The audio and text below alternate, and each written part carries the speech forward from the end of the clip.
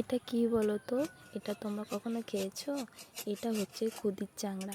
খুদটা মানে কি বলো তো? যে চাল ভাঙায় না আমরা, চালের যে ছোট ছোট যে অংশগুলো হয় সেইগুলোকে আমরা খুদ বলি।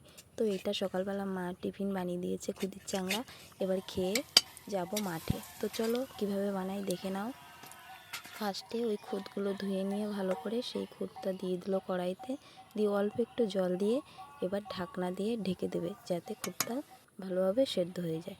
তো দেখো এভাবে ঢেকে দিয়েছে, এবার সেদ্ধ হয়ে গেছে খুদটা। এবার হাতা দিয়ে বা খুন্তি দিয়ে তোমরা এভাবে কড়ার গায়ে খেলিয়ে নেবে। তো এটা খেলানো হোক, ততক্ষণ আমরা এবার না এই টিফিনটা খেয়ে মাঠে যাব। তো দেখো কি সুন্দরভাবে খেলিয়ে নিয়েছে। এবার এটা কিছুক্ষণের জন্য মানে 2-3 মিনিটের জন্য হবে। এবার হয়ে গেছে, হওয়ার পরে এবার এটাকে সুন্দর করে তুলে নেবে, একদম কড়া রুটির মতন। তো দেখো এটা আমার দিদি কীভাবে তুলছে, আমি এভাবে কখনোই করিনি। তো আমি ভাবলাম পড়ে যাবে, কিন্তু না, খুব সুন্দরভাবে উল্টে গেছে। তো এবার আর কিছুক্ষণ হয়ে গেলে এটা হয়ে যাবে খুদির চাংড়া। তো ভিডিওটা কেমন লাগলো অবশ্যই জানিও, আর আমাকে পাশে রেখো। টাটা।